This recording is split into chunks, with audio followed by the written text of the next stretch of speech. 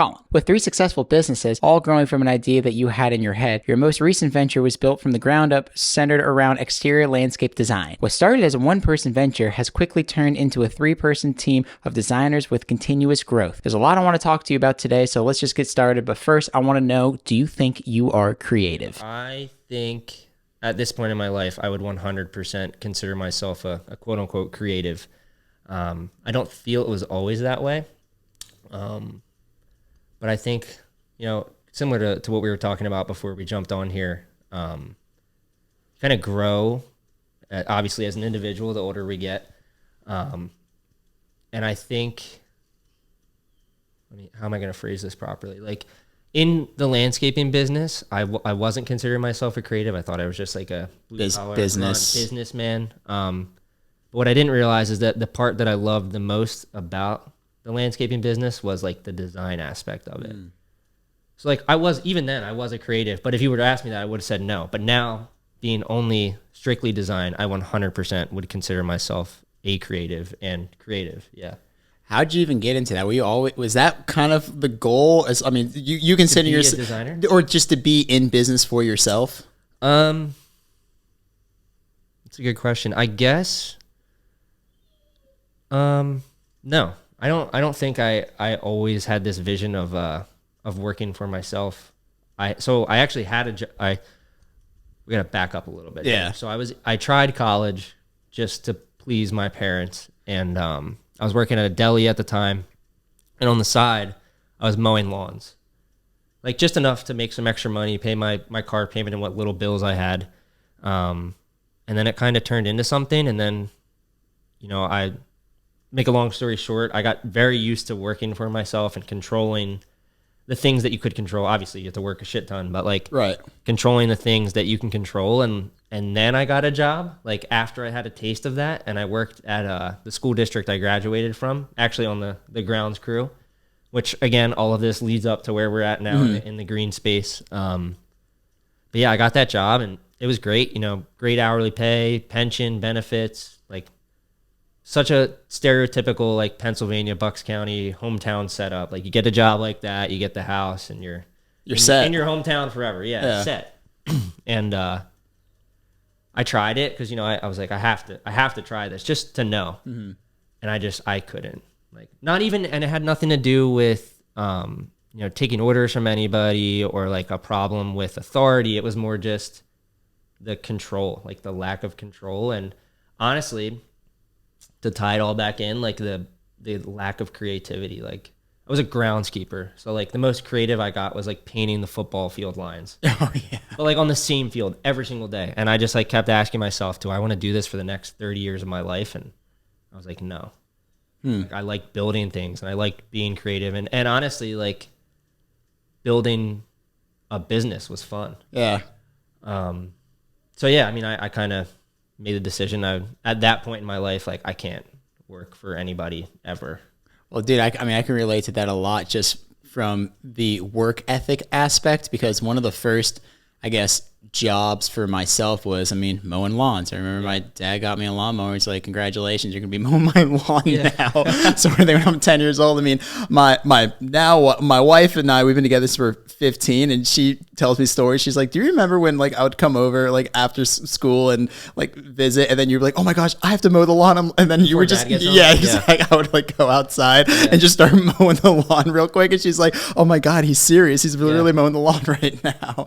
But so you doing that, did you just see it as something that's kind of by yourself, or did you have kind of like this weird underlining thing for landscape? Because even with me, besides mowing lawns, I was also doing kind of manual labor stuff, just odd jobs. But there's something about landscaping I kind of liked a little bit. It's like therapeutic. There's 100% like an underlying reason as to why I got into this space. So like way back, like toddler age, I was obsessed with, I had like one of those little push bubble mowers. I had a bubble whacker. Yeah. He really wants to come back in here. Yeah. Should we let him back in? Let's just let him back in. Should we let him? Yeah. Try. All right, you get one more chance. All right, we're gonna bring in our superstar one more time. They're ready for you. Oh my gosh, he just ran. You caught him though. Good boy. Chew on that. Good boy. You know what? I'll He sometimes he's got this. Yeah, if I hold it, he might chill out a little bit. See? He'll calm down, just like lay down. Sometimes we'll see. But even kind of going back, growing up, you had. Oh yeah, so like so I had the bubble mower, the bubble whacker, and like there's videos of me floating around somewhere like making this fucking ridiculous sound. But like it's dude, and my mom always says it, but like I sound exactly like a weed whacker, weed eater, whatever you want to call it. Yeah. So yeah, there was definitely like this strange obsession with it at a young age. Like I remember we lived in a community where the township took care of our lawn, and like I'd look out the window and just wait for the guys to come mow, and I looked forward to that every week. So, with that being said, I probably started doing this when I was like 11 or 12. I would cut lawns in my neighborhood with this. You know what a push reel mower is? That's the one when it's like, and just, it's not gas, not powered. You just push it, the blades are going. The faster it cuts. Yeah, my buddy had one, and then he would just run. He's just like, the faster you work, the faster it's done. Yeah. But yeah, so I got one of those, and I was doing the neighbors' lawns, and like it wasn't for much money. It was more just like something to do in the summertime as a kid. But yeah, so I was doing that, and then I kind of stopped doing that. And I was looking for a way to make extra money. Obviously not making much money making sandwiches at a deli. And I started mowing lawns, and I don't know. I just always been tied to that, but I don't think that it was like I was obsessed with the idea of cutting grass, not like the plants or building spaces, or that all came later. It started with cutting the grass. It was, honestly, like if you've ever talked to anyone who owns a landscaping business, I feel like it's the same story with everybody. Like they started cutting grass, they got a bunch of customers, and then they were like, all right, like we have something here. Yeah. Maybe we tried trimming bushes, doing mulch, maybe patios, plants, whatever. And then it kind of just turns into a business at that point. Did any of those kind of were popping in your head as you're like cutting these grasses, where you're just like, oh, I can maybe kind of do something like this or do something like that? I threw, don't say anything or else he might get up. I threw and through, like, it's so funny looking back. Like it's because at this point in my life, I'm like, that was crazy. Like I loved cutting grass. Like I loved it. At one point, it was me and two helpers, and we mowed like 150 lawns a week, 6 days a week. Damn. Yeah. Like if it rained, we were fucked. But like I loved every second of it. Like we started at 7:00 and we would work till it got dark, like 5.5 days a week. We tried to do a half day on Saturday, and I'm sure they hated it, but like I loved it. There was low overhead. I was living at home. Like I was making great money.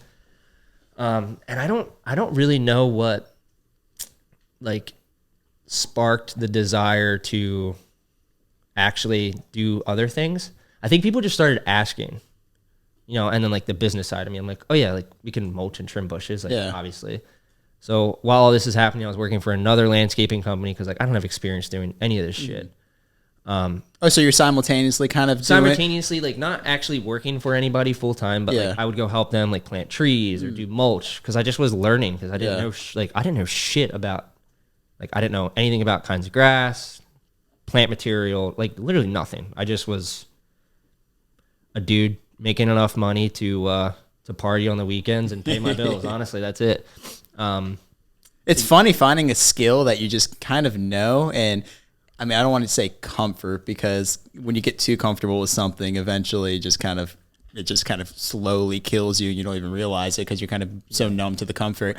But yeah, just having like one skill that you're good at, it just opens so many more doors, and then you don't even realize it too. You blink, you're like, oh my gosh, yeah, now I'm offering all these services, have more of these people that are calling me, asking about all these different things too. Then I have people working under me or with me. Right. And I think having that creative mindset too, like there's always this sense of like, man, I'm struggling for adjectives right now. Adaptation? No, like I don't, first off, I don't know what that means. So threw that out there. I wanted to see what you'd say. I can see that one getting fucking clips right now. But no, just like the want for more, right? Like, why can I not think of the word? Regardless, like the want for more, though. Yeah, I mean, yeah. Like, whatever. There's a fancy adjective for that. The beautiful thing about this podcast we do, we misquote quotes all the time, and I can never practice our words. Yeah, yeah. I think Theo said it best, where it's like sometimes you have the letters but not the words. Yeah. Honestly, that makes sense. But yeah, like, I mean, the want for more, right? So, I think there got to a point where, yes, people were asking me about things like different services, and I may not necessarily have been interested in them, but I'm like, all right, like, I'm comfortable. I know what we can do with this. Like, let's try something else. The lack of fulfillment, that's what I was looking for. Like, yeah. There's always a want for more because you're not fulfilled once you get comfortable. And I think that's a characteristic that all creatives possess. Wouldn't you agree? Yeah, no, absolutely. I mean, and because that's the thing. I mean, you want to grow, and I mean, having that need and desire to grow. I mean, as you kind of get older, that's kind of what it's all about, being the best version of yourself in all aspects. Yeah.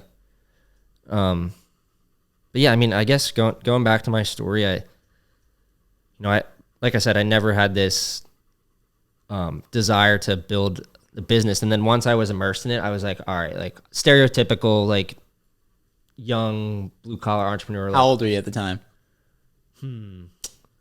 So legally started Slota's property maintenance in 2016. I like the way you worded that too. Well, like, cause I was doing, lawns and stuff forever. I mean, when I first started mowing lawns, my real taste in it was like 10, 11 years old, and I was only just doing like the little neighborhood I had, was living in, and something next door. Wherever you could get to by foot, essentially. Yeah. Literally, exactly. Or when my dad was off work and was able to put the lawnmower in the back of his pickup truck to drop me off somewhere. Yeah. And then, then that slowly. I mean, I did that for about a year, but what really did it bad was I was last house. It was dark. It was like just starting to rain a little bit, and I was like rushing to get this done. And I looked to my left and see my dad inside talking to the person that was mowing their lawn, and I wasn't paying attention.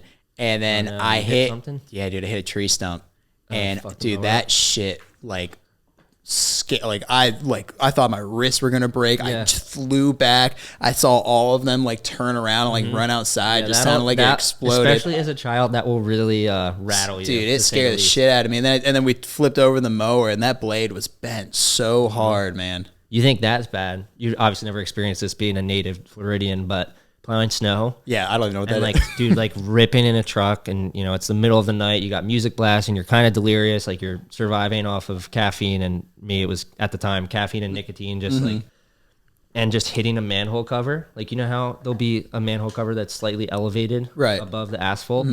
Well, like catching an edge, hitting it, like the whole truck jumps, manhole cover flies, like that shit will scare you and wake you the hell up. Oh my gosh. Yeah. But no, I mean, I totally forget where we were with the story. Kind of the organic. How old was I? Yeah. So yeah, I was like probably, I don't know, like 18 to 20. I was mowing the lawns, and I started taking it serious. I want to say at like 22. I feel like that's when I was like, all right, like it's time to maybe hire some employees, maybe invest in some actual equipment, and try to do some real work. Did you have any sort of business background, mindset, anything prior to doing all this stuff? Or you just kind of started piecing little things together as figured it out, honestly. Yeah. Like even if I didn't know how to do a job, I'd be like, oh yeah. And then I'd be shitting myself in the truck after I just spoke to this person, because now I have to come up with a price and figure out how to do it, Yeah. But you live and learn, and I learned a shit ton. And that business especially, like we never made real money until the end. Like the last year and a half, we were making real money. But before that, it was just like, I don't want to say going through the motions. I was just learning. You know? Like I didn't go to college. That's in my opinion, like that was my. Yeah, you learn by doing. My education. Yeah. I mean, even like that book that I did, like the 111 Places in Palm Beach book, the pink one. Yeah. I tell people like that's like my college degree from like working with Crystal, who has taught me so much about just communicating with people and just kind of getting people's attention a certain way too. Because I mean, when the first version came out, that was during the pandemic when everything was shut down. Essentially, Florida was kind of on the other up inside. But I mean, it was way different. Yeah, I came and visited for a week, and I was like, holy shit. But I mean, still, businesses didn't know if that month was going to be their last month, sort of thing. No So, doubt. I mean, the process of learning that book, hitting the deadlines, getting people to sign release forms, and really doing things like the proper way from like an international publication. Sure. I learned so much. So yeah, I could easily relate to what you're saying. As far as Especially just, in like that context, like that's super formal. Like Yeah. you have to file everything properly. Like this is not to negate what I did. But no, like, but I mean, yeah. you know, it was way different. It, like me, it was like, throw a piece of like a number on a piece of paper and tell them this is what the price is and like figure it out as I go. Yeah, but as you kind of got more along in business, you probably saw more. Oh, I mean, dude, like just so many things, like putting stuff in a contract the right way to protect yourself. Like if you opened up a excavation and there was like unaccounted for shit, come on, you were being so good. Look. But just like little things like that, or, you know, how to deal with employees. And like, it's funny, I talk to Ethan about this a lot now because he's experiencing it for the first time. Like it's super hard to hire, and like turnover for these kind of businesses is high. Yeah. It always is. And then it got into like trying to hire skilled people to execute the jobs that we were building. Cause like I needed to be out selling, and I don't know, man. It just like, it was an awesome experience, and I don't look down on it. I realized it wasn't what I wanted, you know, five years in, I guess, legally. But, you know, everything happens for a reason, and it's always a lesson, and I wouldn't be doing what I'm doing now if it wasn't for all of that shit show, for lack of better words. As you're getting the real experience in your business, were you doing any sort of education online? Were you like studying botany? Not really. I mean, I would go to the nursery and just like look around and ask questions, and honestly, I would just kind of figure it out as I went. I did a couple courses, like Caleb Allman of Allman Landscape in Ohio. He has I can't remember the name of his course, but like a hardscape course. I remember I bought that. In fact, I used to make all my staff watch it if they were new. Mm-hmm. And then just honestly, that it's crazy the tools that we have now, but had then also, like YouTube. I immersed myself in landscaping Instagram culture. Oh, yeah. And like there was so much to learn there.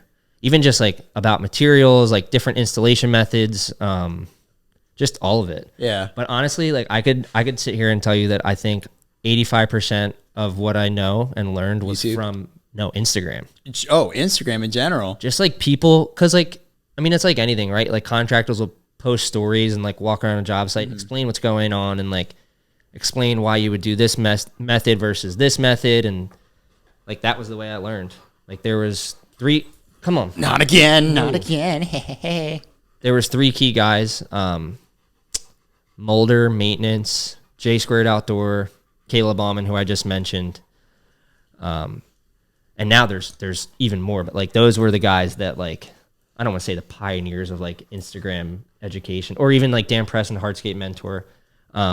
But that was probably the only people that were out there At that time, they yeah. paved the path for like this educational landscaping Yeah. space. But yeah, I mean, that's where I learned a majority of it. Because it's interesting, because I mean, when people get some sort of like education to do the work themselves, you always hear YouTube. I mean, even with me with photography, For sure. I mean, I remember just, it was like so routine of me when I was really into the powerlifting thing, and I would just do like my cardio walk on the treadmill before. I was like, all I would do is put on like a new YouTube video of like how to do this particular thing in Lightroom, how to do this in Photoshop, how to do this with the camera, and then actually going out and implementing it. Because that's the thing. I mean, some people like to just watch the videos and educate themselves, but they don't really implement it into practice. You have to put it into play.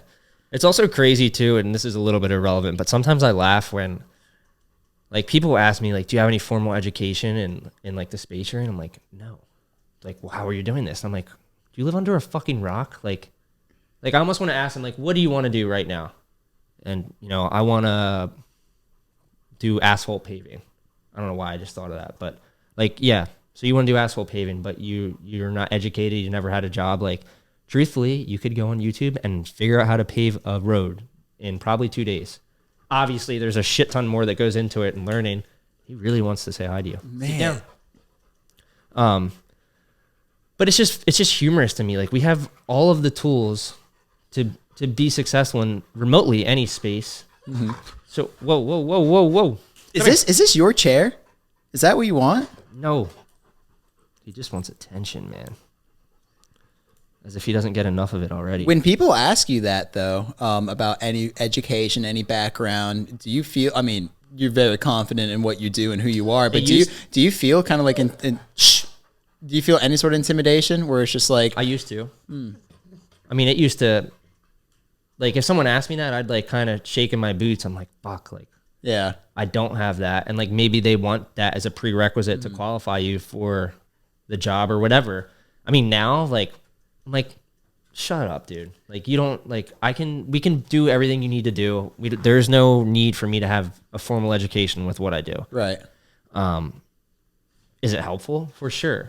But, like, at this point in my life, like, no. Well, how many years are you in your business now?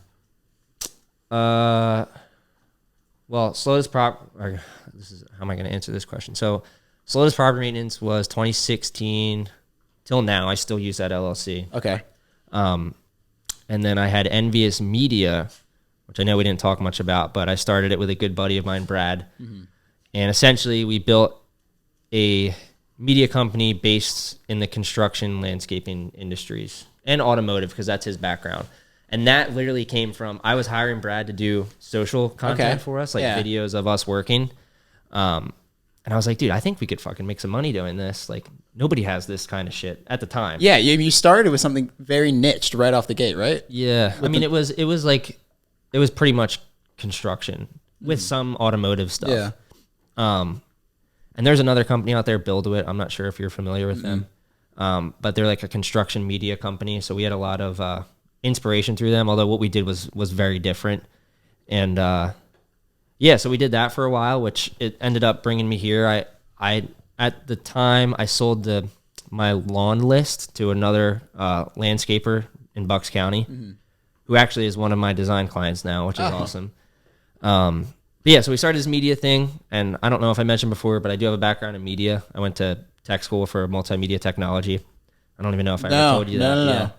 No. I always wanted to be a camera operator. Okay. Until I like got to school and I realized how much I hated like a formal shoot and like being a camera operator. And I always ended up editing projects. Where did you want a camera operate though? I mean, that's kind of, or what? I mean, to be a camera operator? I wanted to do, so this goes back to the skateboarding thing. I made skate videos with my friends growing up. Okay. VX1, MK1, you know? Yeah. Ring a bell? Yeah. Baller setup. Oh my gosh. 1995. Most crisp audio for skateboarding ever. Damn. But yeah, so that kind of sparked my interest in the media space. And I mean, at the time, I was like, yeah, I'm going to film skateboarding for a living. Like, fuck out of here. Like, you weren't that good. You didn't have the right connections. Like, it never would have worked out. But, like, when I got to school, the idea of working at NFL films or, you know, any sport, really. And I'm not even really that into sports, but I just thought it would be a cool job to be a camera operator on, because like I said, the formal shoots, like shooting something like this and standing behind a camera like that's stationary on a tripod, I'm like, this is fucking brutal. You're just babysitting the camera at that point, make sure like that's someone all good. like would fuck up reading on the teleprompter and we had to redo the whole thing. I'm like, oh my god, this is terrible. And then I would like have to edit the project. Yeah. And like this is when I consciously made the decision, I'm not, this is not for me. Like I'm not cut out to be inside this much. Which is where I transitioned back into the landscaping thing, sort of. Were you cutting lawns and doing landscaping simultaneously while you were kind of studying that, or did you? This was in. So like the lawns thing was like end of elementary school, middle school, and then I got a regular job at a restaurant in high school. Okay, and that's when like skateboarding was a big part of my life, and I was pursuing the media thing. Yeah. So it wasn't until like after I realized I'm like, okay, we're not gonna do the media thing. I don't know what I'm gonna do. And then I kind of, like I said, was just trying to make extra money, and that's something I was comfortable with. So I went back to your skill sets and pursued that. Who were your favorite skaters growing up? Ooh, good fucking question. I mean, the barracks religiously. Oh yeah, every day after school on the barracks. I'm trying to think of like at a real young age, Brandon Biebel. I don't think I'm familiar. He worked for Lakai. He was like a. He was like this gangster dude. Like he always wore like a big white T-shirt, baggy ass jeans. Street skater? Street skater, big ledge guy. He's actually a bodybuilder. He lives in Miami now. No, he's a bodybuilder now. Yeah, super strange. It's crazy to see like some of the way people in the skate scene what they transitioned to. Whatever it was.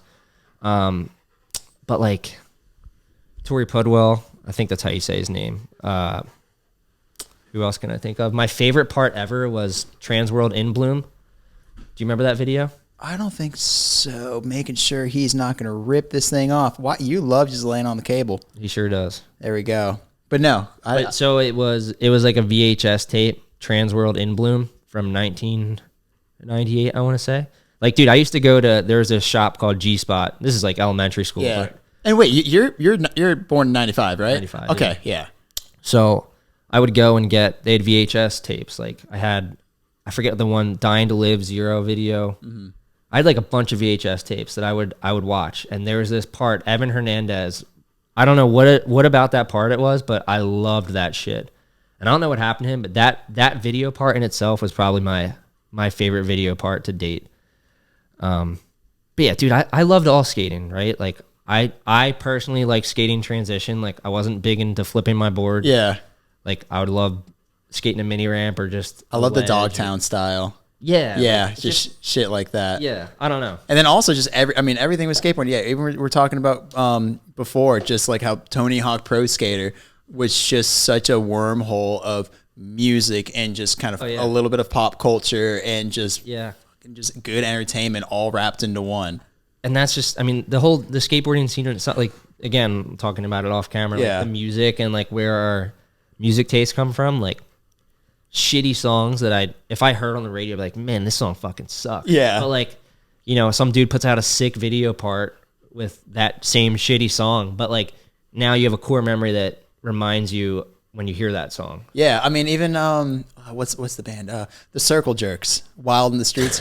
Wow, you know that band, right? No, you never heard of the Circle Jerks? No. Oh, dude, they're like a classic like punk rock band, like Wild in the Streets. Wow, the Circle Jerks. Wild in the Streets. No. Yeah, they like legendary punk rock band.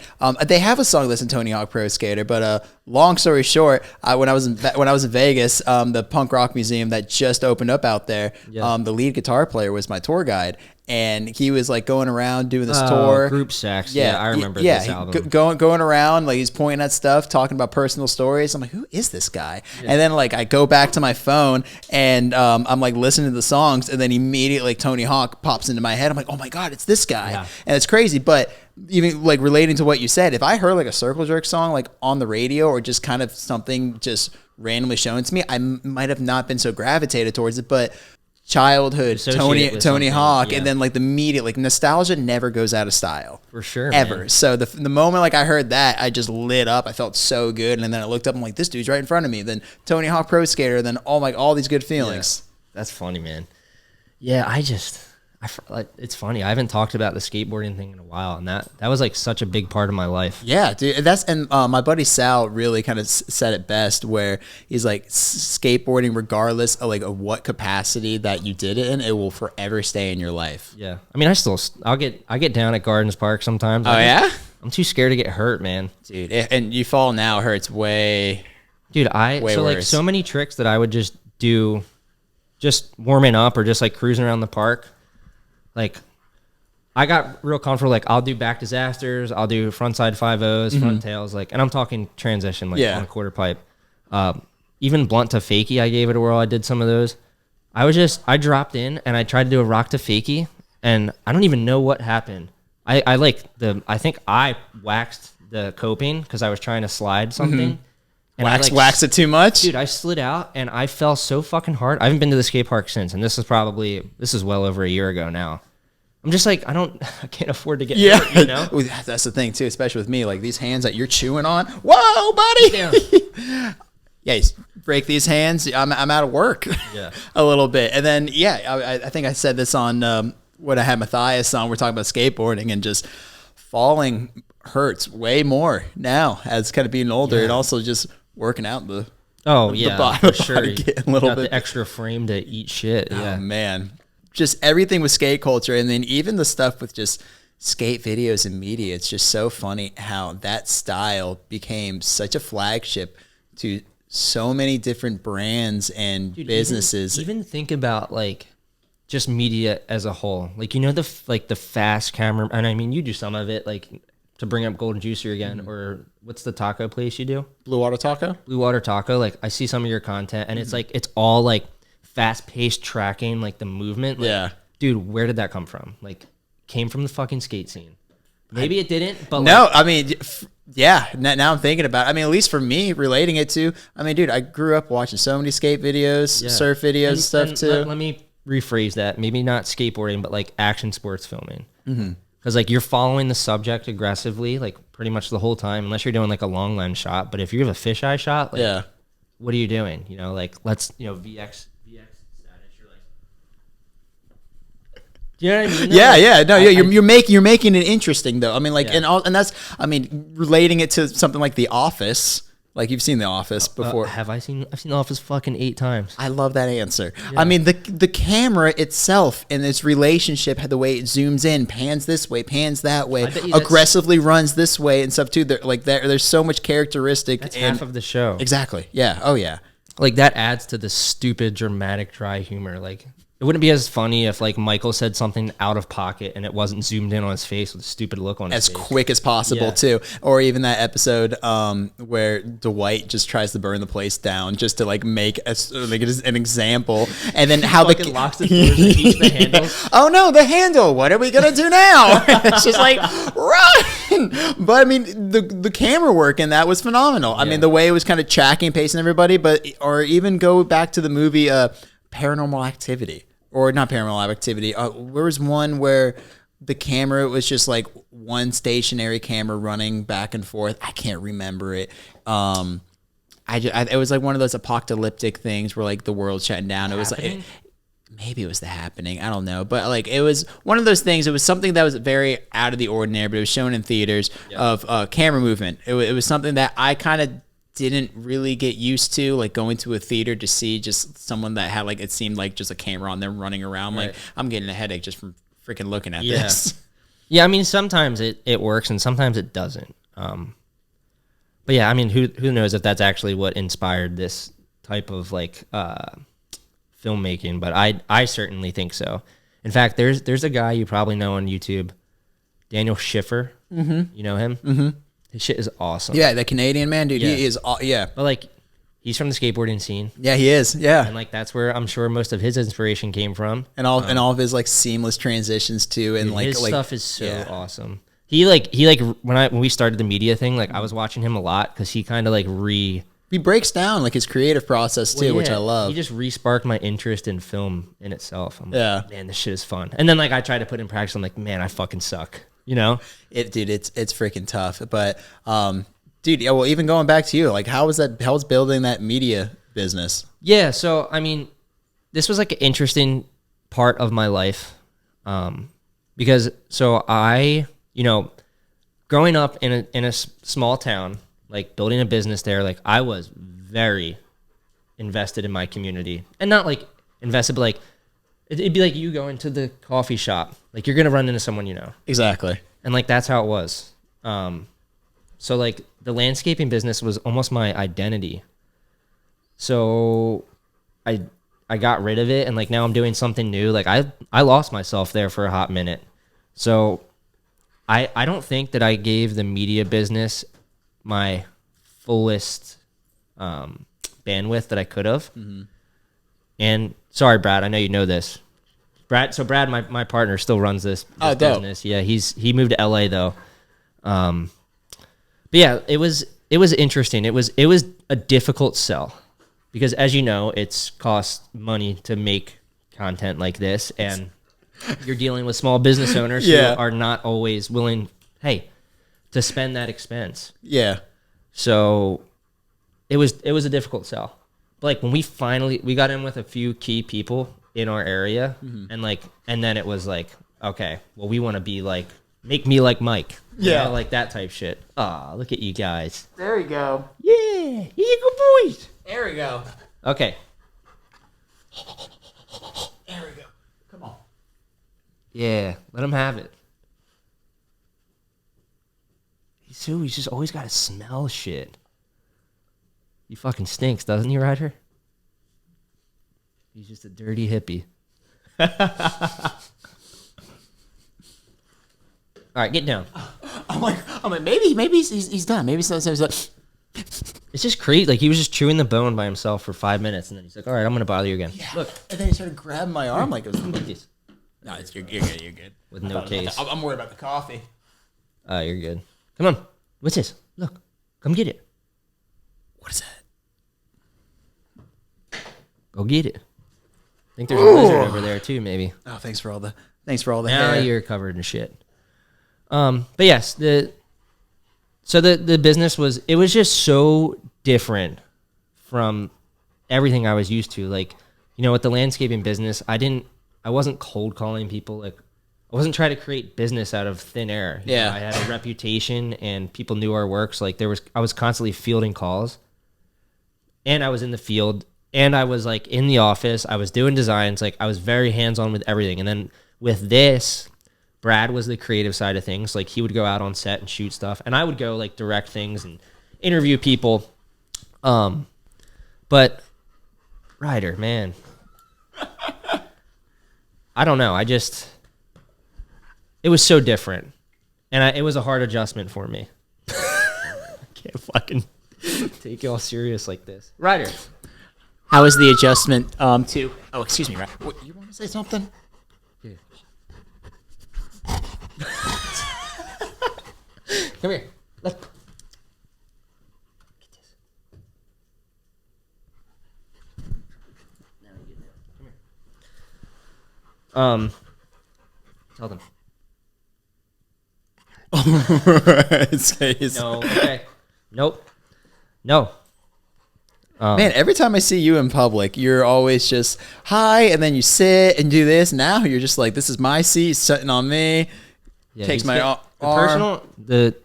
I thought with age maybe he would get better with personal space. Yeah. I feel as if it's the opposite. Hey, maybe because I'm in his house. No, dude, he loves people. That's the thing. Like, if we were anywhere, he'd do this. Oh ho ho. Sit. Good boy. Good boy. Nope. Sit. Hey, sit. Nope, sit. Good boy.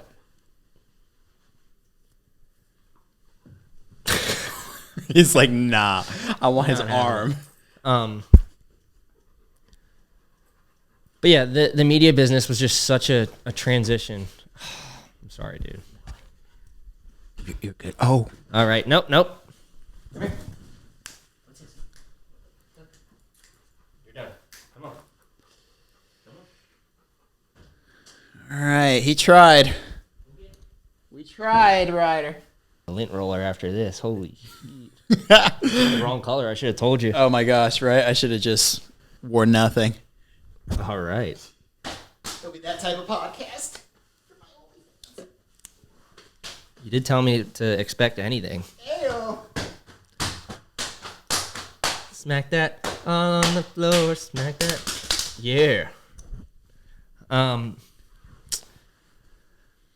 Yeah, I guess I'll just recap the media thing. But yeah, so it was just, I had disconnected from my quote unquote identity as like the Bucks County landscaper to now I'm like trying to be this sales guy in a space I'm relatively unfamiliar with. Cause like I went to school for media, but this was 6-7 years ago at the 6-7 years ago at the time. So like things obviously, as you know, changed drastically. Yeah. But yeah, like I gave it a whirl and I was like, dude, this is not me.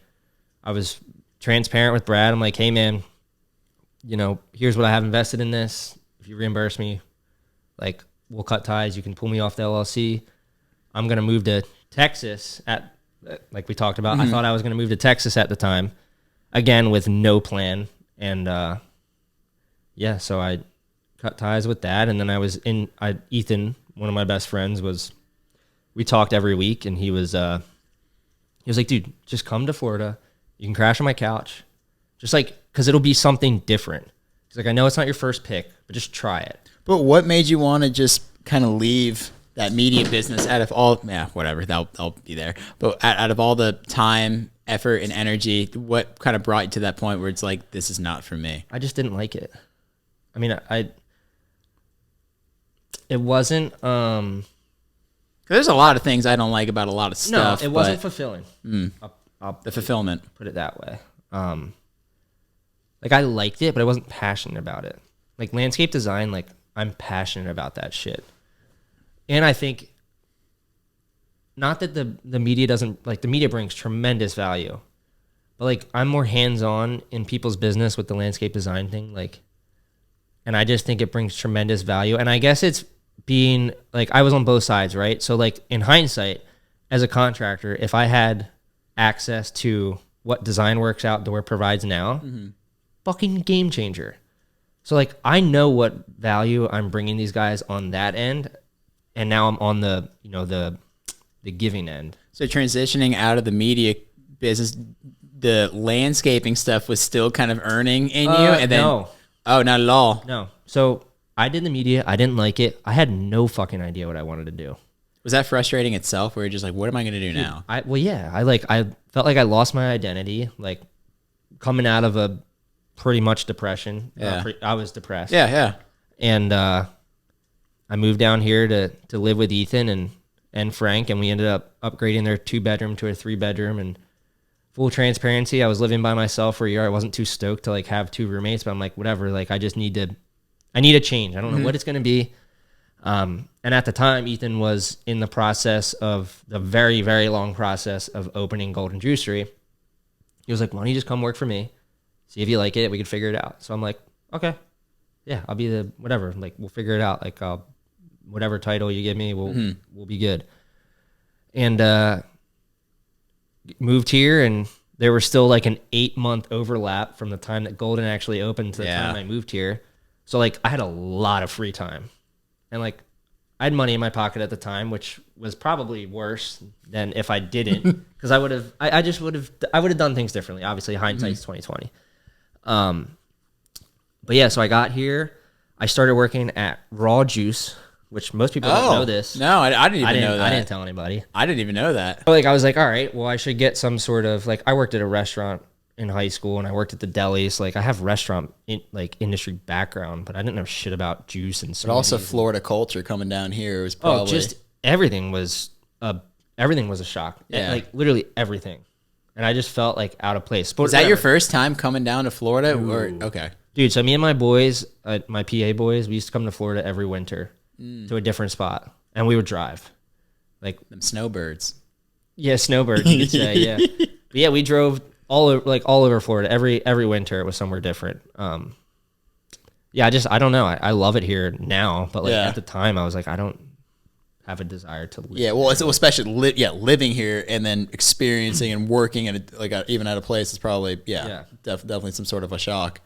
But so make a long story, I worked at Raw Juice for 2 months, and it was like humbling because, you know, here I am at the time, I'm 26 years old. Mm-hmm.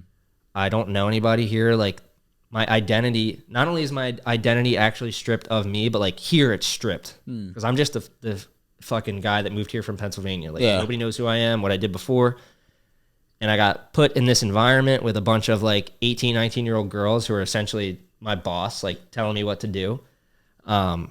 Not that there was anything wrong with that. And like, I actually ended up being good friends with the one girl, Sabrina, who was my like superior, I guess you could say. But at the time, like, it's just funny. Like they're like telling me to do things and like the way that we handle customer service. And like, there again, not to negate the fact, like Sabrina's fucking awesome. I stay in touch with her to this day. But like, they would tell me like procedures and protocols, and I'm just like laughing because like I ran 2 businesses before I moved here, but they don't know that. Yeah. So like I'm well aware like how to handle customer relations and all of this. But I guess when push came to shove, like it was humbling working fucking minimum wage, taking orders from people like that.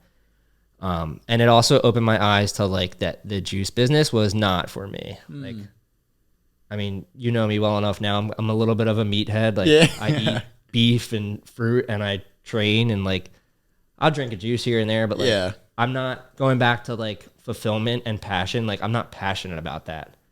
I mean, dude, I give you a lot of credit. I mean, I don't mean to kind of cut you off there, but I give you a lot of credit because some people don't know how to negate that and put that like stop there and be like, hey, this isn't for me, and I gave it a good effort and a good try. Yeah. Some people will try something within like 24 hours, like, no, I already hate it. It's like, well, you didn't even really give it enough of an effort. Yeah. But some people will kind of like have a nice start, get a real taste of it, and then be like, I know this is not for me. So you're not 3 years numbed, and it's like, well, I mean, I don't want to like disappoint that person, and I already made this commitment to that, and then like you're really secretly depressed, and you're just kind of showing up and really just kind of going through the motions. So some people don't know. I mean, I'm really a prime example for that myself. There's so many times I looked back where I'm like, man, I was really just doing that to appease the people around me, and instead, and I was really like unhappy with it too. Which is crazy because it brings me to the point of like, you know. So now I told my best friend I'm going to work at his restaurant. And like now I've made the decision internally that I'm not going to do this anymore, but I'm like, fuck. Like, so again, struggling with like disappointing others around me. Although I will say that Ethan is the one person that him and I have a great relationship, like on calling each other on our bullshit and telling each other how it is. In fact, I just kind of like, he had a little incident and I completely. He shared it with me too. He even shared the text? Yeah, he did. I was like, you're a fucking idiot. Like you should have handled that. And like, But nonetheless, like that's a testament to how close we are and how like. And he actually told me that he's like, this is why I love Colin. He's like he straight up told me this, and he's the same with me. So like it's again like going back to that. It was obviously a difficult. I'm like telling him like weeks before he's about to open his restaurant. Hey man, sorry, I'm out. Mm-hmm. But I think it worked out for the better because. Because could you imagine? Like, well, I mean, even aside from the fact that like I didn't like that space, like I think it would have been super difficult to, because like he was figuring everything out, and my background comes from running a landscaping business, and like I think I could have handled certain things, but I also am less tolerant of like bullshit than he is, like especially with employees and whatnot. So I don't think it would have worked out. For lack of better words, and keeping it short and sweet. Yeah. But so all the while this is happening, so this is an 8-month overlap of the time I got here until the time Golden Juice reopened. So like for those 8 months, I was like, number one, culture shocked. I'm like, this place is fucking crazy. Not crazy, but just like it's not what I'm used to. Like,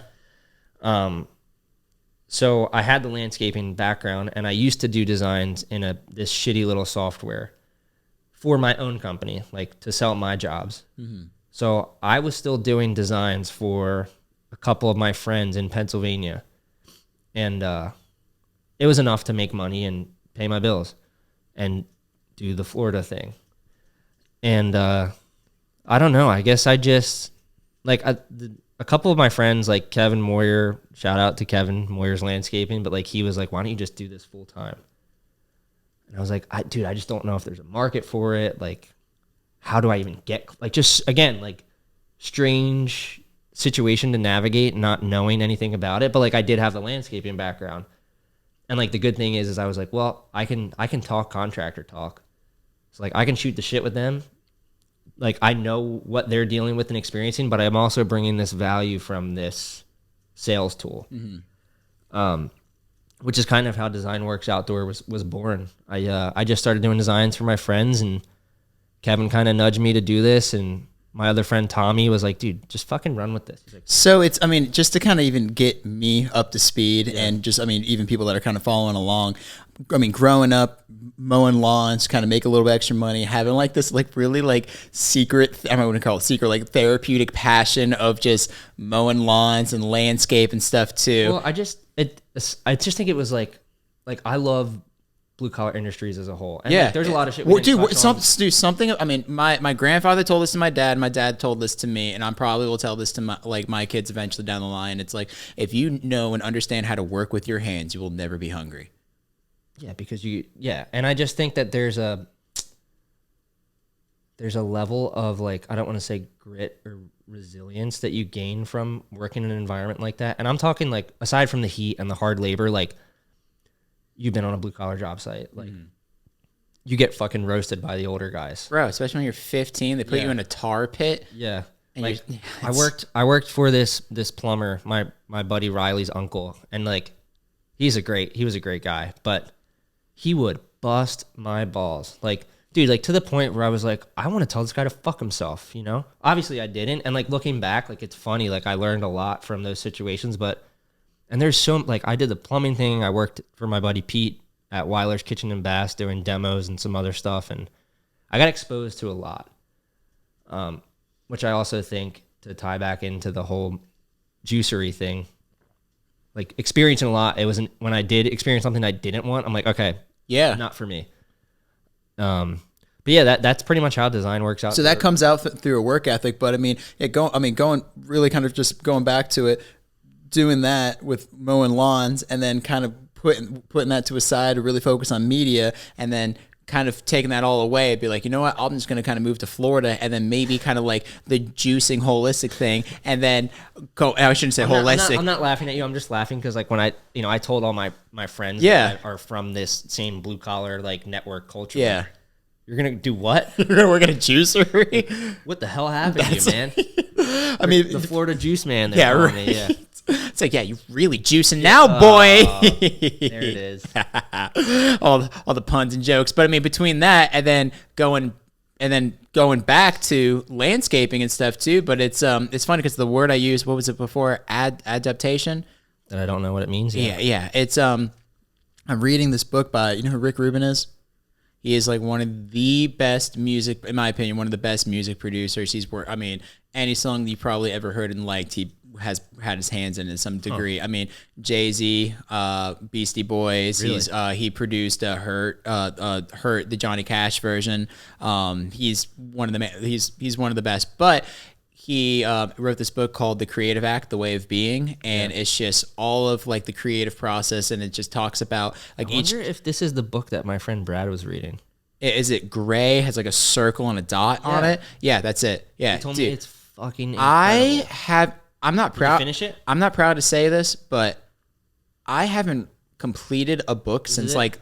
yeah, that's it. Yeah. I have it in my car. I'll show you, but I haven't completed a book since like the 3rd grade. I just got by doing something, like even the couple college classes I took. One professor's like, if you don't read this book front to back, I promise you will fail this class. And you didn't read I it? said challenge accepted, and I got the best grade on the final. So I mean, but I'm saying, but as I'm getting older and stuff, and then I want to challenge myself in certain ways too. And I love Rick Rubin, the way he was talking about on all these podcasts. So I started reading this book, and it's really opened my mind of like just being okay as a creative, and just understanding kind of like my relationship to certain things, and how to just like compartmentalize my thoughts and my feelings and emotions, and kind of how to act on it in a creative way. But the chapter that I read about learning to like adapt, adjust, and kind of overcome in a sense. But what I read was, if like with music, if like you're working on something so much, and then it kind of like, you feel like it's almost like flatlining, and then even sometimes to adapt and walk away from it, and then coming back with a fresh pair of eyes and ears can reignite your passion, or even just give you more productivity to it. Because you can work so much, but then working so much is not essentially being productive. So with kind of relating it to you, I think it's interesting the fact that you were on this journey, and then you kind of took away from it a little bit too, but going back to it, but also you're bringing more skill sets as you're going back to it, between media, work ethic, and other situations, learning what you don't want to do, but appreciating what you learn from that too, to bring it into your business. Yeah, no doubt. And I speaking on behalf of the creative space, and like taking a step away, like I can relate 100%, especially like I not always have to be creative, because we do renders as well, but like sometimes I had to just like go train in the middle of the day, because I'm like, fuck, like I have just I don't know where to go next, and then coming back and being refreshed. Totally lost my train of thought. What were we saying prior to this, or what were you saying? I mean, the point I was kind of getting at was going from where you started to where you are now into your business. I mean, I had no idea you kind of had, so many kind of, I wouldn't really call them detours, but they're really just kind of different mini things detours, mini detours, but you were able to kind of always kind of go back to where you are now with your business. For sure. And, so where are you now today with it? Yeah. So, Design Works Outdoor, I guess, was kind of born from that scenario. And like I said, I had those couple key people in my life that were kind of nudging me to just like, dude, you need to work for yourself. You don't really have any other options at this point, so just fucking send it. I'm like, yeah, you're right. So whatever, I started doing this, and I just was like firing off Instagram DMs, like anybody that would give me the time of day. Because like I didn't have shit to show for. Yeah. I'm just like, oh yeah, I'm a designer. They're like, the fuck you're not. So I was doing jobs for free, and that's what I like. That's how I would shoot my Instagram offer. I'm like, hey, you know, this is my name. Here's the couple of jobs I have done. Typically, this is what I charge for this. I'd like to offer it to you for free because I value your business. Shout out to Sutherland Landscaping, Jack's Beach. I know he's going to be fucking stoked I gave him a shout out. Don't fucking get yourself too worked up there. But like, he was a prime example. He gave me a shot, and now he's like one of my best customers. That's amazing. And then it just kind of, I don't know, like the more credibility I have, the easier it is to sell ourselves, I feel. Mm-hmm. And like, with that being said, our creativity, the way that we present our material is 1,000 times elevated from 8 months ago. And like, we get better on a regular basis. Like my other designer, Steven, same thing. He's been, I guess he's probably been around since the beginning too. But now like he's got a full schedule. I have a full schedule. And, I don't know, man. It's just like, it's crazy to me how much it's blown up in such a short period of time. And it's so exciting because like I told you before, like I was unsure if there was a market for this. Mm-hmm. But now, like the way that we've grown into who we are now, like I know how much value we bring, and there's no doubt in my mind that it's going to continue to grow. What do you credit yourself with for the growth? I mean, because you even said, I mean, I know strategy plays a big role in it when it comes to representing yourself through media, and I know that your background, I mean, between kind of having a said media business for a while and taking those implications and putting into your business now into practice, but what would you think that it could be a plethora of things that you... I mean, it's 1,000% a plethora of things. Like, I think number one, my ability to connect with contractors, considering we're like 90% business to business, like I can talk the talk, I can walk the walk, and like I know their weak points. Like I know how long it takes to do a design, and like so like that's an easy sell when I'm speaking to someone like that. I think another contributing factor is our social media presence. I've gotten a lot better with it recently, and I have an editor who puts these captions on my videos. Dude, you're speaking to the camera is really good. Thank you. Like in general, it's really good. I mean, that's the thing. Like, what's the hook that you use for this one ad campaign you're running? It's like, all right, guys, you know the deal, or here's the deal. You know what I'm talking about? If you're new here. If you're new here, here's the rundown or something like that. Like, dude, it drew me. I'm like, what's he talking about? Dude, that's just it. Like everybody fucking overcomplicates the shit out of it. That video is 10 seconds long. There's 3 key points. All right, if you're new here, I'm new here. Who the fuck are you? Right? How does a remote landscape design service works? We need this, this, and this, and we can get a product to you in 10 days. Done. 10 seconds. It's right in your face. It's my face with captions. Like it's everything you need because you're familiarized with me as a person. It's familiarizing you with the brand. It's familiarizing you with our services, all in 10 seconds. Was shooting it in your car part of the strategy? No. I don't know why. I have such a tendency to film myself in my car. You know what it is? Because when I'm sitting here at my desk, I'm full creative mode. I'm making calls. I'm doing this. I'm doing that. And typically, I always film these. I don't know why. I have just finished my pre-workout. I'm about to walk in the gym. Every single fucking one you've seen. Oh, okay. And I'm just like, all right, let me just get this out of the way. So I'll like film it real quick and then I send it to my editor, Dylan. And I don't even like, at this point, Dylan's so good. Like I don't have to, usually I can get these done in like 2 takes, but it's a continuous video. Yeah, right. It's like he knows which takes are better and he'll cut it out. Because you got that relationship, you got that flow, and it's just the communication's there. It's that's the best. But yeah, no, I mean, I think that's a huge testament to that. And I also think advertising. So like a good friend of mine, Drew Beach, he's a part owner of Fuel Hunt. It's a apparel company out of Philadelphia. I talk to him probably once a week, just about everything. Like we've gotten very close, and it's funny. We met at like a men's pickup hockey league, and at the time, both kind of getting started in what we're doing now, and it's crazy his growth. I mean, they're absolutely fucking crushing it. But I pick his brain a lot because he's scaled to where I want to go, and like the single hand factor I think of businesses that scale to a different level. Like they're spending money on advertising, and like that's something with Envious Media, we didn't really do it that much sometimes, and Slota's Property Maintenance, I never did it. Like we were dependent on word to mouth. And like now I realize, especially this past week, dude, I've been running 2 promotions and I think we got like 5 qualified leads. It's like, you know, if I close 3 of them, it's paying for it. Yeah. Like I never understood that concept of like you have to spend money to make money. So I just think a combination of all those things contributed to the rate in which we grew.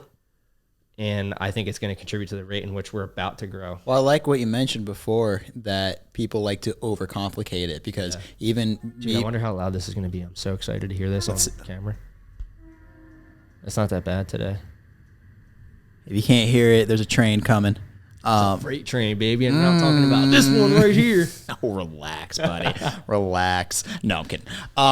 But no, I like the way that you preface that of people like to overcomplicate it. I mean, the reason why I pointed out that do you like to film videos in your car is that part of like the strategy, because people It's casual. It's organic. Well, people have noticed that those type of like that piece of content and that sort of style has done very well on social, to the point where people are literally building sets in their car to do stuff. People are really honing in on the car thing. And you telling me that you're like, you had the flow. I mean, you took pre-workout. You don't know. Like, you're probably thinking in your head about work stuff while trying to get into the gym a little bit to escape it a bit. And you're like, you know, let me just rip this video real quick. And I think that was the best transparent way to be organic. So, I mean, keeping that in fact. And then even the fact that you mentioned about ad campaigns, that spending money to make money, but the fact that you got the creative thing down really well, and that's the foundation. Because there's 2 things, especially with my business too, being I don't mean to cut you off, and you're probably going this direction, but like also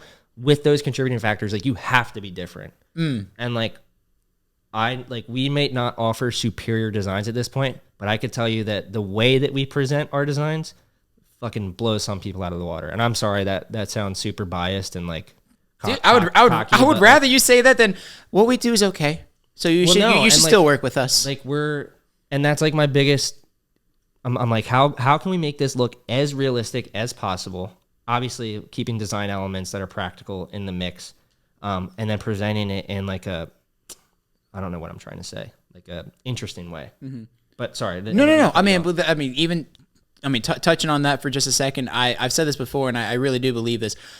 In a simpler way to say it, business really is a product and a service. The financial side's the back end. You really have to have an understanding of that. You're not spending $5 while making $1. You won't have a business. But the fact that the service that you offer, the communication's clear, that you know the business, you've worked with your hands, so you're not just some kid that just fresh out of college with a degree, and now you want to just open a landscaping business because of just the financial gain that you think you can make without actually having that sort of service and that communication. But then also the product that you produce and the product that's out, that you're like, what we do is great. What we do is premium. What we do is top notch as well.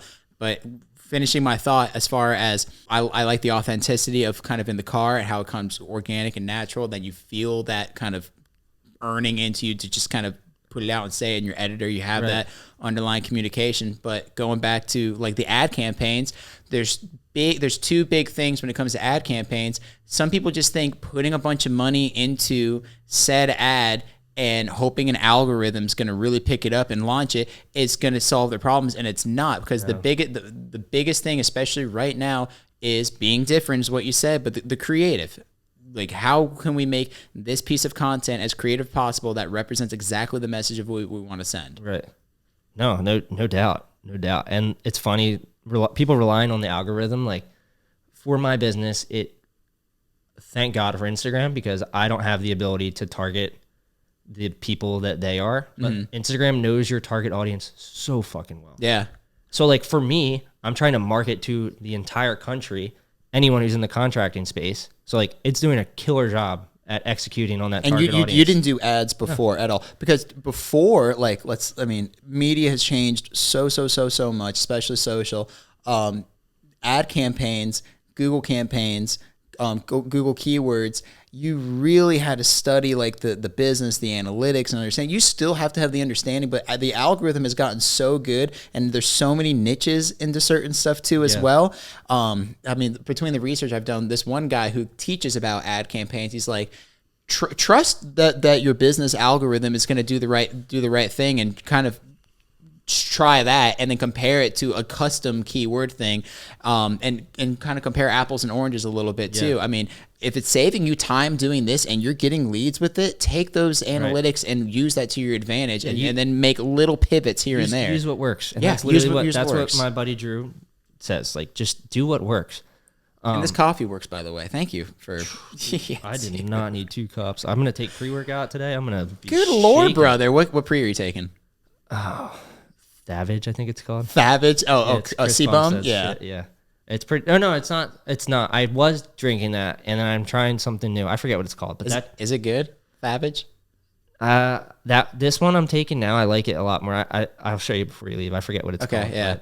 Yeah, that one still. This one gets me still like the itchies, beta alanine. No, I don't get like itchy, but I definitely get like tunnel vision. Yeah, like that. It's either mental focus. Mm-hmm. The itchy or the tunnel vision. Yeah, and you're like me. Like when I'm training, like I don't fucking talk to me. Especially like if I have my hood up and my headphones on, which I typically do for like the first 30 minutes of my workout, because I like to get really warm, really sweaty. Yeah. But yeah, don't fucking talk to me. With that being said, if you see him, walk up to him. Do not. And talk to him. Show him your landscape designs. Bring the floor plans. Oh God. But no, I did want to add something to, and I think this will be of value, especially considering your audience is predominantly creatives. And I think that, so like, yes, I'm a creative, but I was a business guy first. And I think that a lot of creatives overcomplicate the process of building a business around their skill set. And what I mean by that is like, you offer creative services, you're doing media, like social media management, photography, videography, right? Mm-hmm. You know your product, you know what you're worth, you know your value. But like creatives get stuck in, and maybe I'm wrong about this, but I feel they get stuck in this pocket of like, how do I build this business? And like, how do I sell my services? Like, dude, shut the fuck up.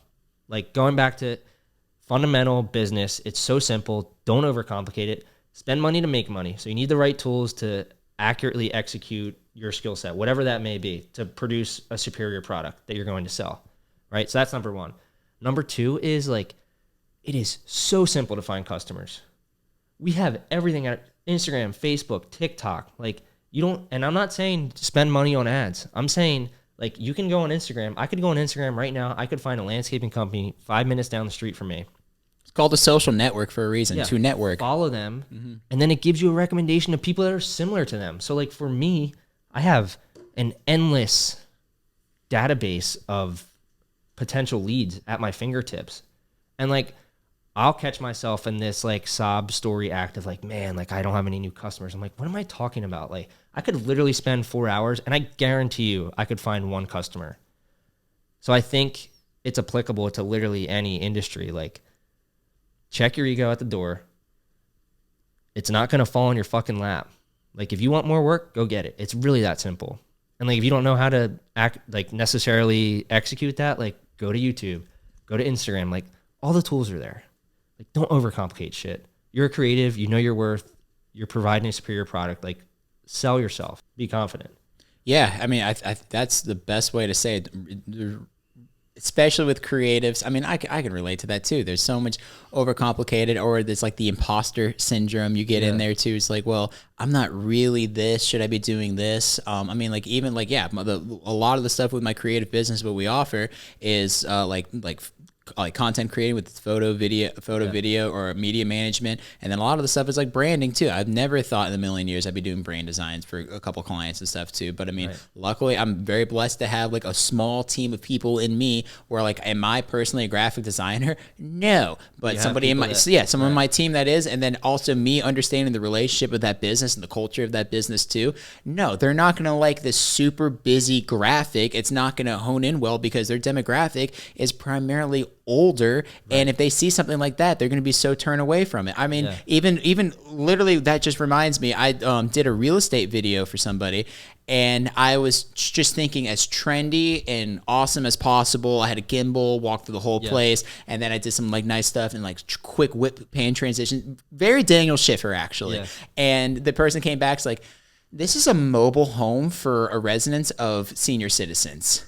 They are going to get epilepsy if they watch this video. Please turn down the edits. And then it kind of like was a little bit of my own self-check too. Yeah. I mean, everyone's got a little bit of an ego too. And I thought, I'm like, this was great. This is exactly what they need, what they need. And I'm like, I overcomplicated it so much where I'm like, I didn't need to oversell this. How did you learn that like, so now you know, right? You tried that and you're like, all right, well, if I have a target audience of 60 to 80, like this is not the way that we present the material. But like now you know that. But how do you know that? Because you tried. Like, and that's my biggest thing with people in the creative space. Like, you're not going to know what works and what doesn't work. Not even the creative space. Anybody in business, as far as like content, like you don't know what works. So just try shit until something works. Yeah. Well, and exactly. And then even it's easy to rag on certain people that are on social media that are looking at their camera and they're talking. It's like, what did this person freaking, I mean, even like the ad campaign that you got, saw one comment, someone said freaking bull crap or whatever. I mean, but the fact that you're putting yourself out there and then you're actually doing the work too as well. Like you're bridging that to the general public, and it's the most authentic way. Yeah. And I think you just got to get past like the idea that people are gonna not like what you put out regardless of what it is, and like maybe your friends will give you some shit about, you know, the corny video that you posted or whatever, but it's just, it is what it is, right? It's a necessary evil. I mean, dude, I thought you were saying I do. I'm like, dude, I probably have it all over me. But I mean, even like, dude, even friends giving shit and stuff too. I mean, if you can't take that, I mean, the world's way scarier than a couple friends just saying like, hey, dude, you kind of look like a kook, just like, or like, oh, look at you thinking you're better. Again, I think like it goes back to just experience. I was gonna say age, but just life experience. Yeah. Well, I mean, I like the fact that you mentioned like 22, 23 was when the age where you're like, time to put the nose down and really buckle down and take things, the business side, seriously. But even in hindsight, like now where I'm at now, looking back then, like, and this is something I did want to talk about earlier. We were talking about like time management, especially in the contracting space. There's a huge issue with like, if I'm busy, I'm making money. Like, slow down there, Peter Paul. Like, no, you're fucking not. Like, you're busy.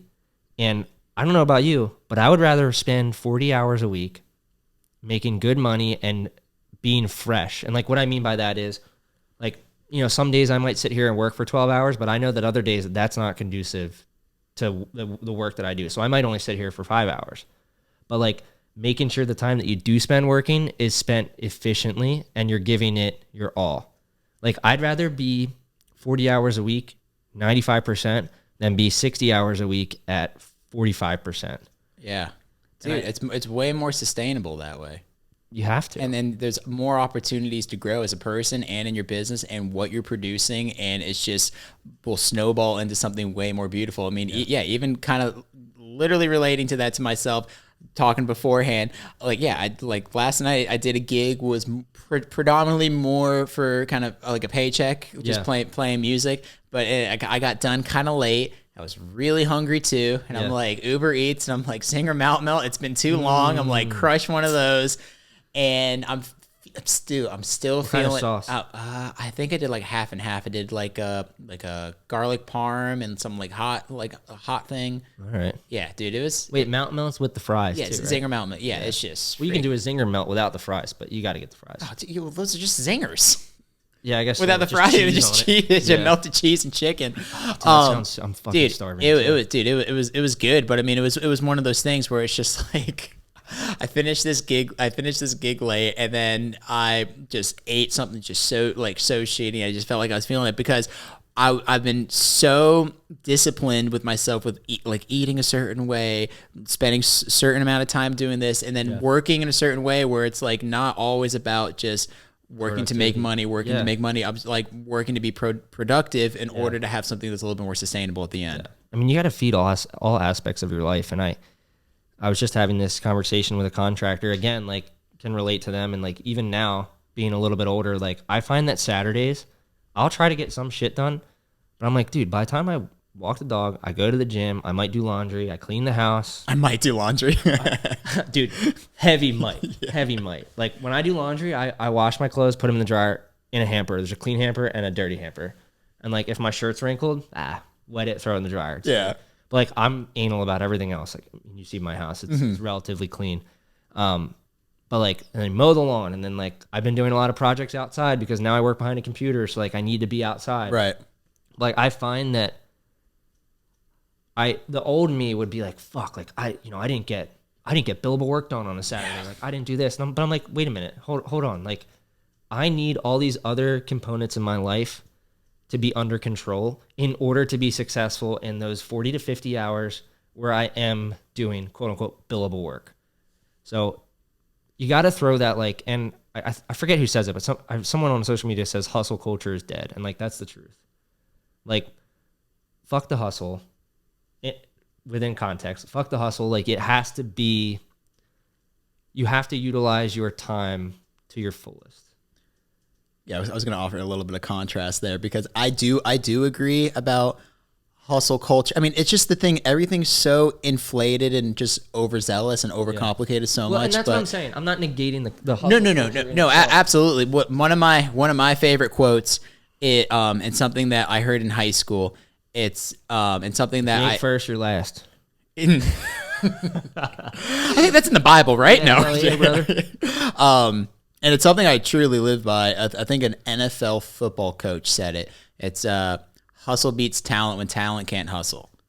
So what that to me means, like, just outwork any motherfucker in the room. Yeah. And you will find a good position for yourself. And that's the thing too. I mean, if I walk into a room and I know I'm like, well, that person is maybe like a published photographer and has all this huge amounts of success here, yeah. And maybe like these handful of musicians are doing so much more of this and that, whatever. And I don't have this, and like the comparison game is also the thief of joy. But I truly know that I am one of the hardest working people in the room when I enter it. Fuck yeah. Yeah. And it's one of those things. But with that being said, I love the way you relate to it.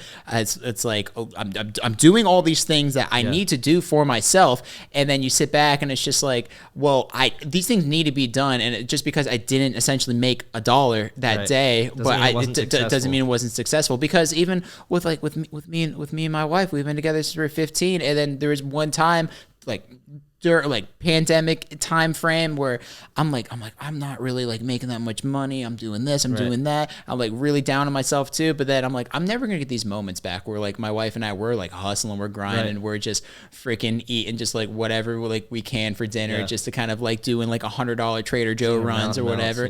Singer Mountain melts at midnight. I'm just like, oh, regretting it sort of thing. But yeah, you're gonna blink and it's gonna be over. So why not enjoy the time right now? Yeah. But also having a realistic perspective is what you're saying. And that's just what I was gonna say. I don't want to. It's not to shit on hustle culture. I just work hard, but work as smart as you can. Yeah. Like landscaping, prime example. Like I used to work 70 hours in the field. Like my business wasn't growing. It's like you're just keeping your head above water. So that's what I'm saying. Yeah. Put the time in, but make sure you're putting the time into something that's going to grow. Dude, oh my gosh, exactly. More of a different question. It's more of a personal question. Selfishly, like I really admire your taste in music a lot. And I just want to know, like, did you have parents that kind of showed you a bunch of music? You have like a good group of friends. I mean, I feel like skate culture maybe kind of showed you a bunch of stuff. Skate culture for sure. And I think, dude, I've just been exposed to so many, like, it's crazy, like, saying all this shit out loud, because I'm now realizing, like, how much I truly have experience and how much I've done. But, like, core memory, high school, I was, like, I liked rap music. Like, I like Nas, Wu-Tang, again, from the skate culture, and just, like, weird indie shit, skate culture. I liked rock, like 80s rock, because my dad played it growing up. So I get down with some Don Henley and Foreigner, whatever. But I remember I worked at Aldo's restaurant, and my buddy Rob, it was his dad's restaurant, but Rob used to make hip hop beats. What are you looking at? Oh, I'm making sure just the time and stuff. I'm sorry, I thought there was like someone in the window. I did not mean. Is somebody in the window? No. Okay.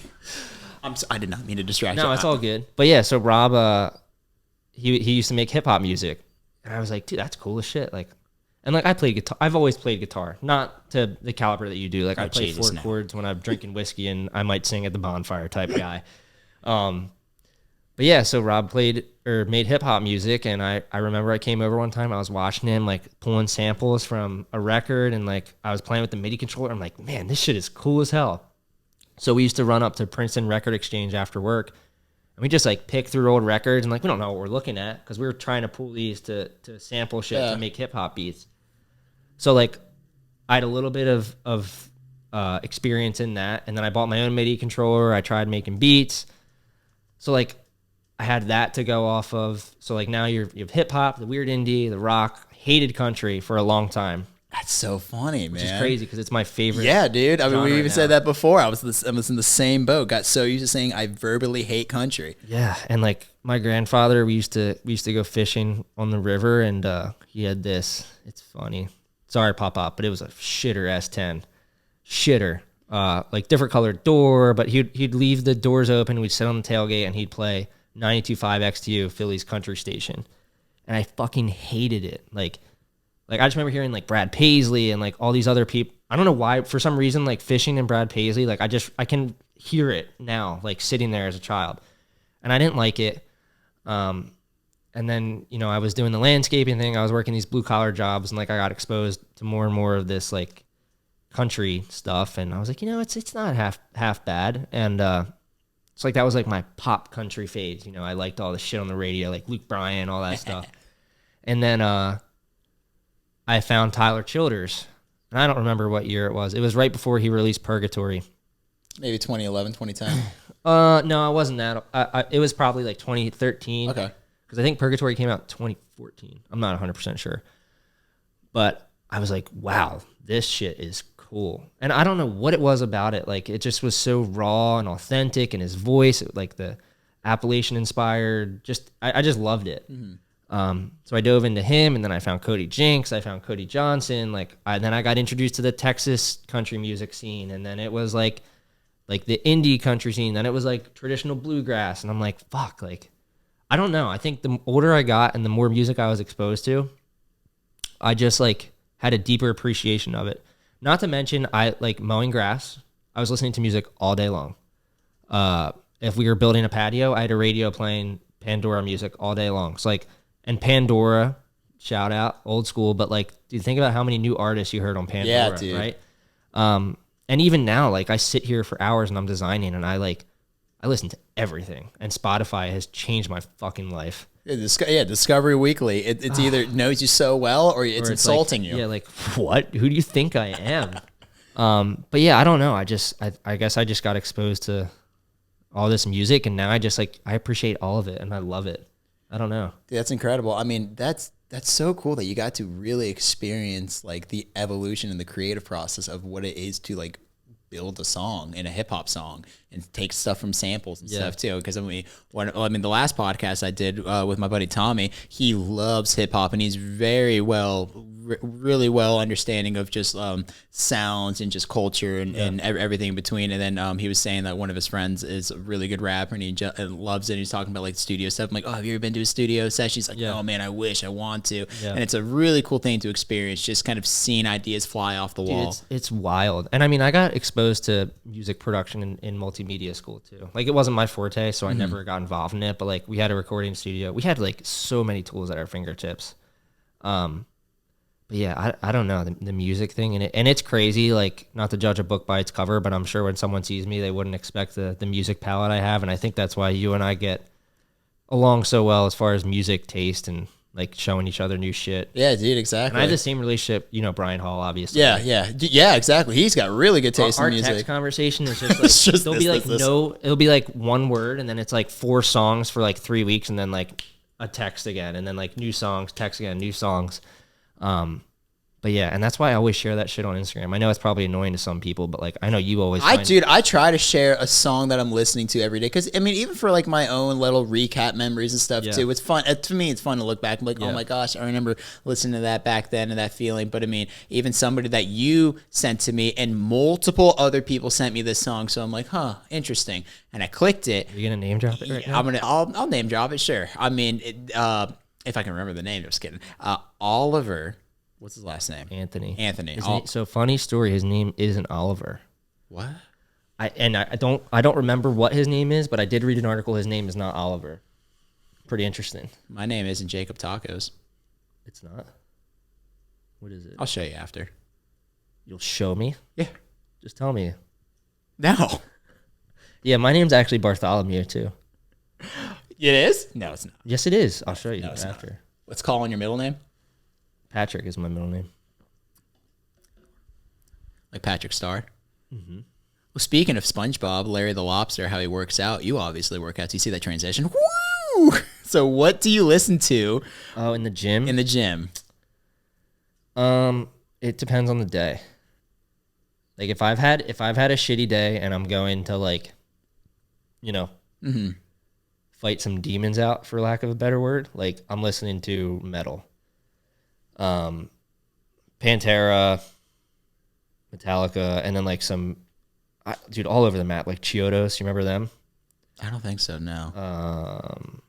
Breaking Benjamin. Yeah. And then like I'll get into. You know what's funny is like I have like songs on my Spotify, but I couldn't even tell you. All That Remains. You remember them? Oh my god, dude, you fucking suck. Oh man, I'm trying to think. What's their most popular song? All Power to something. I'm thinking the Sensi. All Power to Slaves. I'm thinking the Sensi Fails. But yeah, I mean, dude, everything. Like I'm looking at this now. Like Air. I'll listen to AER. Yeah. Yeah. Drake, Mac Miller, that Mexican OT. You know him? No. I don't know if you'd like him, but I fucking send it to me. I'll send you this. I'll take Children of Bodom. Dude, it's literally all over the place. I don't know. It really just depends on the day. Yeah. But typically hip hop. Yeah.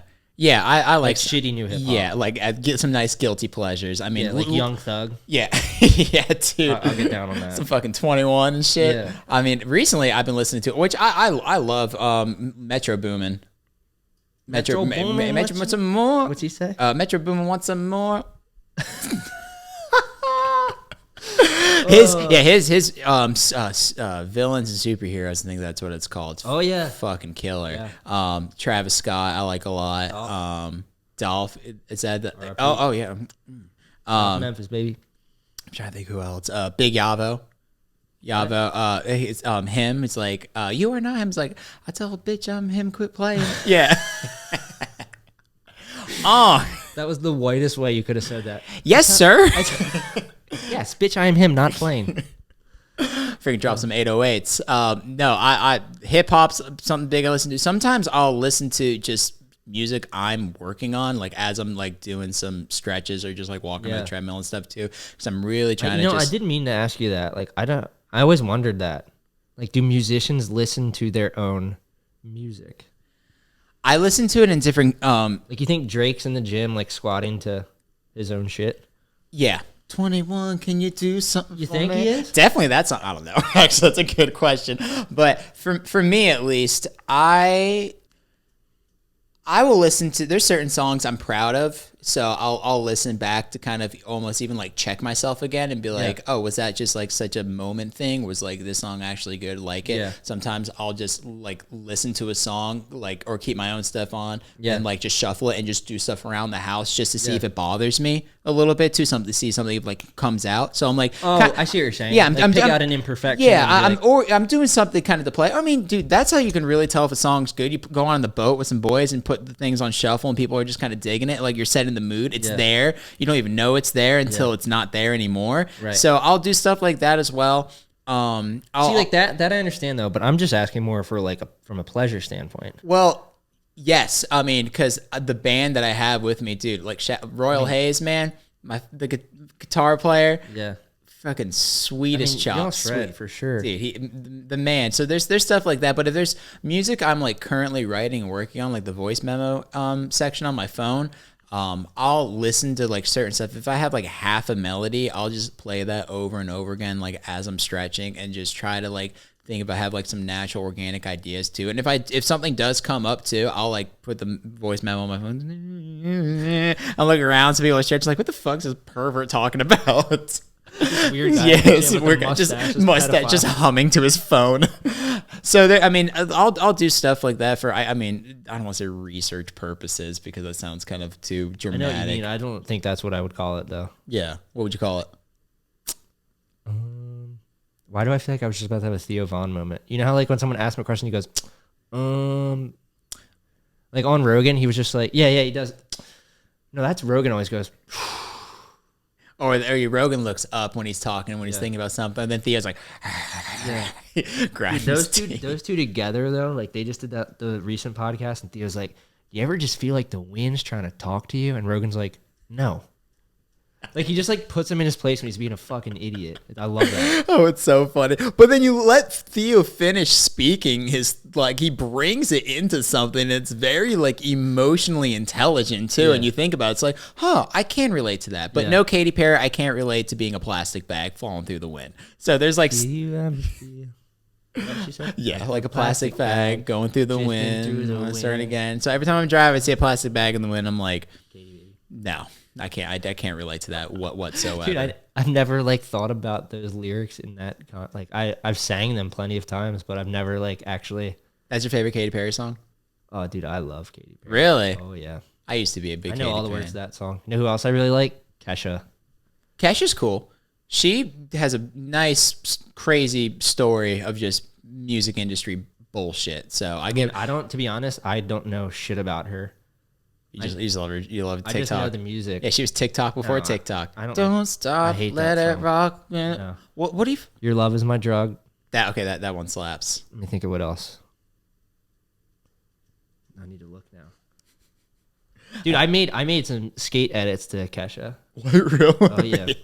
Yeah, do yourself a favor if you're bored, look up my first and last name skateboarding. There's a whole YouTube channel of shit. Kesha. Die Young. That's a good one. We are who we are. Yeah. We are. Dude, she's jams. She worked with Rick Rubin too. Really? Yeah, and I think she said, I forgot what she talked about. I think she said it was like one of the best experience she had like in the creative process of like working out a song and stuff. Yeah, I got to read that book. I mean, Brad raved about it, and if you say it's as good as it is, I'm sure it's. I haven't read a book. And I don't even know how long, and I'm like deliberately trying to read this, and it's been actually working. It's cool. I don't know what it's been working. It's been going well. Yeah, I'm reading the pages. I'm retaining the information. Yeah, literally, exactly. The chapters aren't so like word heavy. They're not so.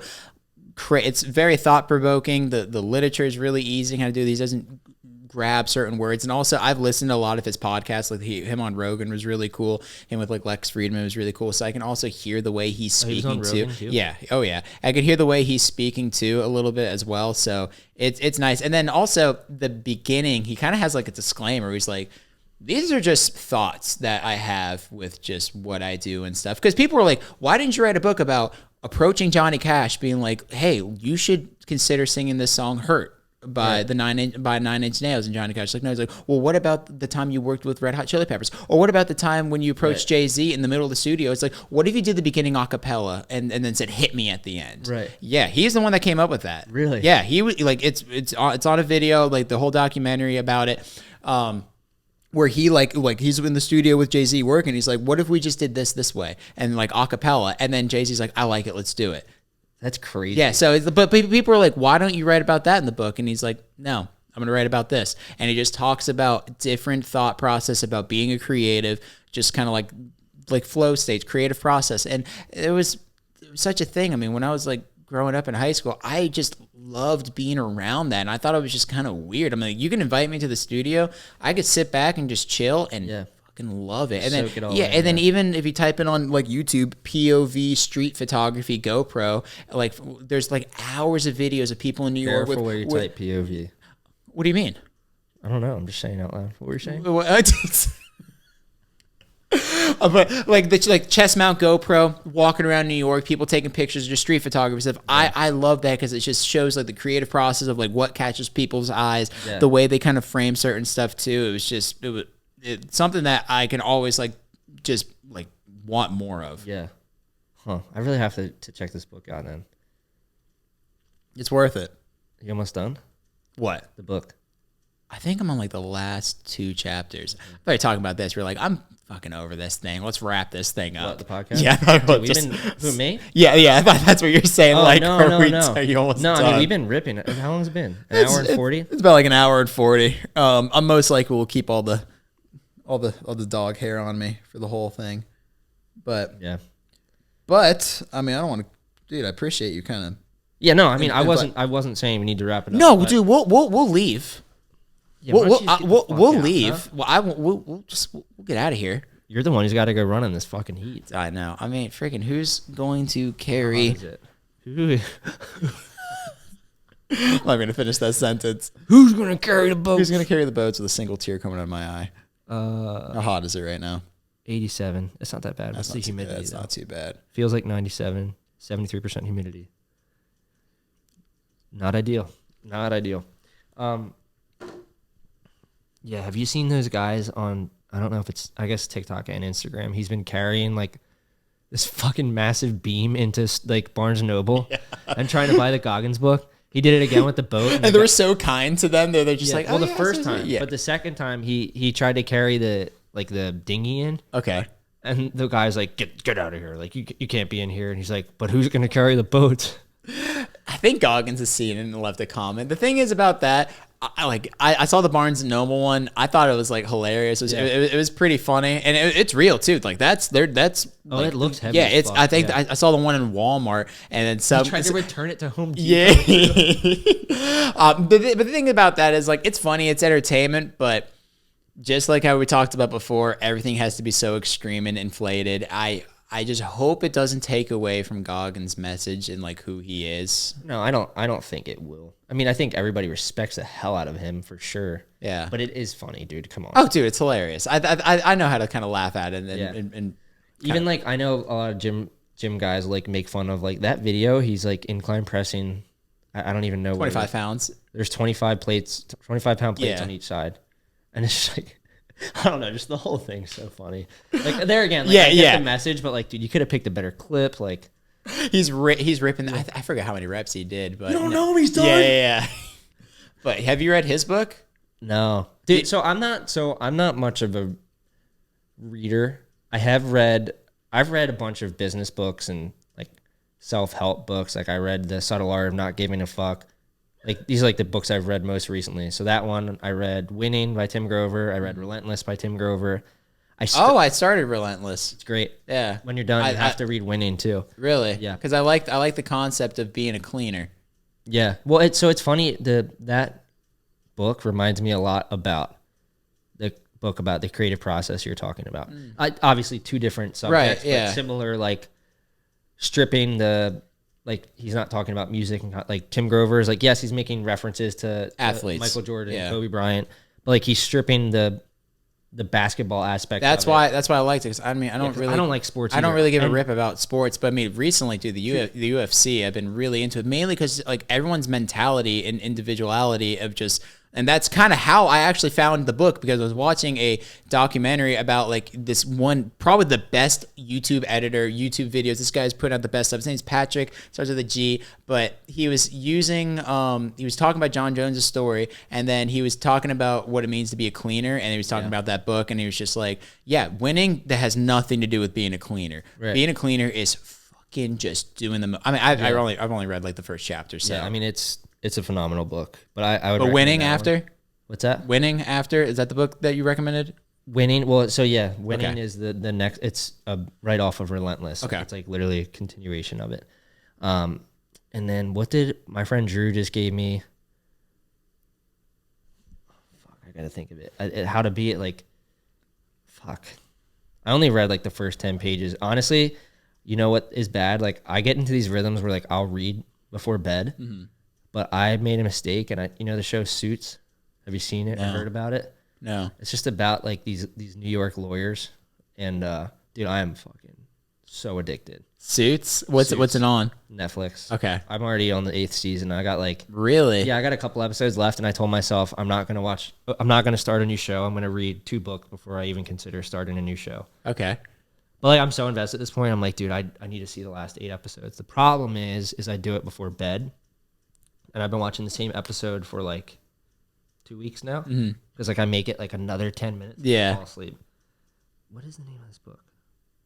Hold on, I gotta find this. No, but I'm the same way. I really haven't read or Man Up. Man Up. Okay. And I've read Leadership Strategies and Tactics, Jocko, and he wrote another one. What's it called? Jocko again is one of my favorite, just people in general, and he's another similar to the creativity book and the Relentless or Winning. Like Jocko he'll make war references, but like equate it to business and regular life. Like they're again like not actually talking about war, but just like those fundamental strategies that are implemented in war and how they're implemented in your personal life. His understanding with people is really interesting, especially just like how military he is and his background. Yeah. I mean, I don't know if you've seen a clip, but he talks about one of his friends he was in combat with, I believe. I don't know if the word is affluenza, but there is something particular where you can see color and numbers, and you know what I'm talking about, like see colors and numbers. Like, yeah, like when no, like when you're playing music or like looking at numbers, you can relate it to colors in your head, and it's extremely vivid. People believe Jimi Hendrix had it. People believe that they have this thing, and they kind of do and don't at the same time, but they think they do. But anyways, Jocko was talking about one of his friends. He like was like the artsy guy, kind of like in his kind of group. And he was talking to him about, he's like, he just felt like he was like going crazy, and he would always relate like these certain numbers with colors. He was always consistent with it, so he wasn't BSing about it. I can't remember what the exact thing is called, but they believe Jimi Hendrix had it too, where it's like it just roots yourself more into kind of the creative process of like making things and stuff too. And it's something that's so unbelievable, and it's just able to like whatever ideas and that passion that you have out, it's able to kind of be translated better more. Yeah, it's really I don't check it out. I wonder what affluenza actually is, because maybe that's not the word. I don't know. When you said that, I just thought of influenza. Let me see. Affluenza. See, this podcast is so rogue. I don't have Jamie in the corner. I'm like, yo, pull that shit up, boy. Jamie. See, that's what's funny. So I don't know if I mentioned, but when we did Envious Media, Brad and I had a podcast also. We only did like 10 episodes. And I think since Brad has stripped all of them down, RIP. But they were awesome, and we had a fucking dope setup. But so it was always me, like I was the host, and then we had a guest, and then Brad would run audio. Okay. But like same thing, like I could ask him references or whatnot, and it was easy. Brad was like Jamie, you know. It keeps the conversation going. Affluenza definition. Was that right? Is that the word? Psychological. Oh man, there's a lot of tricky words here. A psychological malleus, supposedly affecting wealthy young people, symptoms of which include affluenza. A lack of motivation, feelings of guilt, and sense of isolation. So this is not it. No, affluenza is the legal term when rich kids just do a bunch of fucked up shit and get themselves into court, and they're like, I'm suffering through affluenza. That's what that is. Oh my God. No, that's... I'm glad we looked that up. Yeah, that's gonna go out there using that, like telling people about affluenza, and they're like, "Dude, what the fuck's wrong?" Well, I say it so confidently, like I know what I'm talking about. Actually, hey, I'll share this little story. I was talking to my mom, and we're talking about just like restaurants and foods and whatever, and I was trying to use a big word which I thought meant like. I'm sorry, you just like preface it. I was trying to use a big word. I was trying to use a big word which I thought meant like enjoying nice culinary food. That's what I thought this word meant. So I'm saying like, yeah, Mom, my wife and my mother-in-law, aphrodisiacs, we enjoy aphrodisiacs, this. And my mom's looking at me like this, like, yeah. And then like later in the day I walk away, my mom texts me, she's like, I just want to let you know aphrodisiac means this. And it means enjoying things in like a sexual way, and just like, and I'm like, oh my God, that's not what I meant to say. And she's like, I figured, but just it was only you and Mom. Yeah, okay, that's. I'm saying it so confidently. I was like, You're like, all right. She's like, yeah, that's cool, great. that is not. You're not using. I don't think you know what this word means. Right. That's funny, man. There's just what was the word I was using? In fact, I need to look it up again. I was using potent in a context in which apparently it doesn't make sense, per my friend Colin in Greenville. Oh, this is no potential. That's not what I want. I know, Ryder. Hold on. Yeah, we'll wrap this up quick. Able to achieve an erection or reach an orgasm. What does that mean? Having great power, influence, or effect, and then of a male, able to achieve an erection or to reach an orgasm. It's like potent? Yeah, I thought potent means really strong, but not like a bodybuilder. Huh. Dude, what did I think it meant? I don't know. Potency? I was not using it correctly, and now I feel like an idiot. Well, that's the thing about this podcast. We misquote quotes. We have to look up things because we don't have Jamie. Yeah. Whatever, dude. I don't care if I look like an idiot. I know I'm an idiot. Well, yeah. I mean, I am a dumbass. But who's gonna carry the boats and the logs? This idiot. Fucking this guy right here. You're about to go carry the logs. Dude, I'm about to do something. But what I like to ask people at the end, like if someone freaking listened to this, A to Z, the whole way through, what is one thing you want someone to mainly take away from this? Because we talked about a lot. I'm kind of, I mean, it's been a little all over the place, but it's kind of how it is. But what's one thing you really want someone to kind of take away from what you said today? I think, and honestly, I'm saying this because, like, if I could relay a message to myself starting DesignWorks from, like, the beginning, I would have gone back to, like, don't overcomplicate things. I think it's super simple, and if you have a goal, break it down, like, what needs to transpire to get to that goal, and just execute.